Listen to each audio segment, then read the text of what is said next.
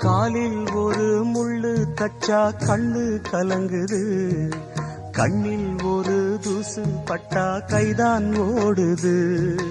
சேவல் அன்று கோடு கிழிச்சு வேலி போட்டது, வேலி தாண்டி கோழி போக வேளை வந்தது. அக்கம் பக்கம் யாரும் இல்ல, ஆபத்துக்கு பாவம் இல்ல, பாசத்துக்கு சட்டம் இல்ல, மீறுவது குத்தம் இல்ல.